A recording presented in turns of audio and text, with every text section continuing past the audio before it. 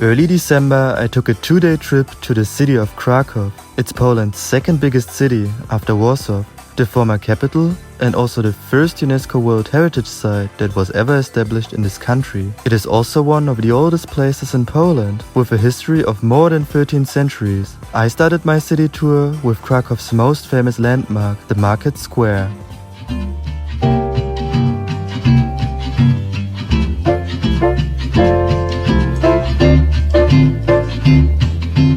Market Square is the largest medieval urban space in Europe. It is situated right in the center of the historical Old Town and houses some of Krakow's most famous sites, like the majestic St. Mary's Basilica or the Sukienice Clove Hall. And it's also the home of way too many pigeons. St. Mary's Basilica is probably the most iconic landmark in the city. It's composed of 2 towers of different height and shape, which also offer a viewing platform.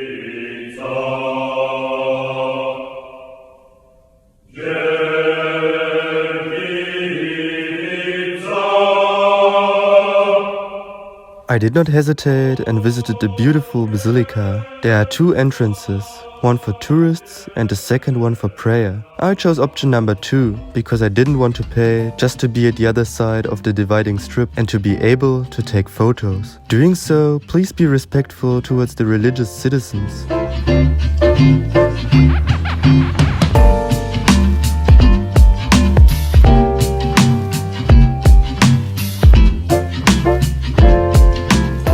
Later in the evening, I came to Wawel Castle, which is situated near the Wisla River. Since it's located on the Wawel Hill, it makes a wonderful viewing point over Krakow's newer districts. Formerly, it was the residence of the Polish kings, while the city was the capital of Poland. Everyone can come freely without paying any entrance fee. Inside, you'll find architecture of numerous styles, like for example buildings from medieval times, Renaissance, and also Nazi times.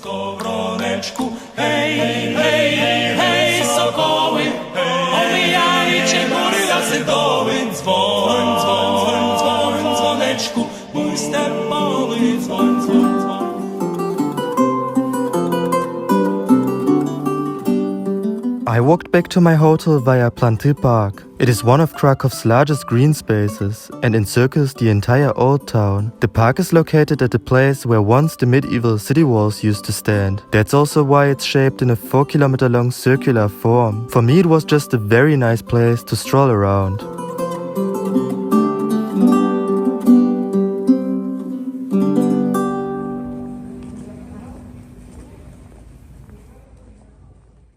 The next day, I started at the Barbican. It's a 500-year-old fortification that is located next to the St. Florian's Gate, and it was built to protect the city. Of course, the Barbican brilliantly fulfilled its role by protecting Krakow twice from invasion.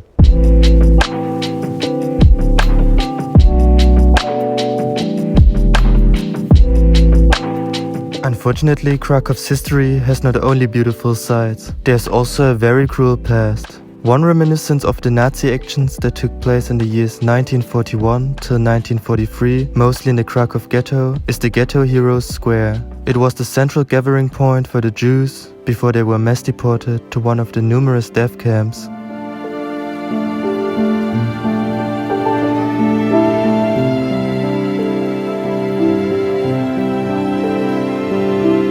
In memory of the Holocaust and the cruel actions of the Nazis, sculptures of 70 chairs were placed all over the square. These are supposed to resemble the abandoned objects the Jews were forced to leave behind before they were deported to the camps. Please show your respect and don't sit on the chairs.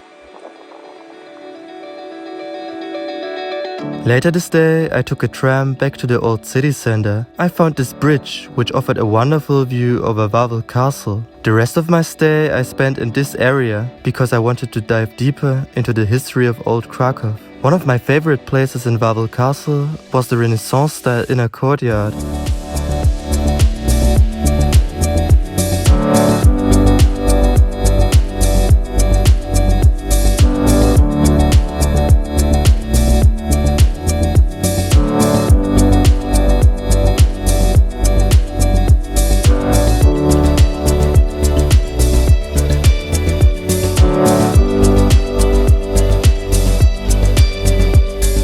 I really fell in love with the beautiful and very charming city of Krakow. For me, it's a part of the lesser known Europe, which is not like the major destinations Paris, Madrid or Rome. Therefore, it's way less touristy, what I really like. But I think it won't stay this way, as more and more low-cost airlines open new routes to Krakow.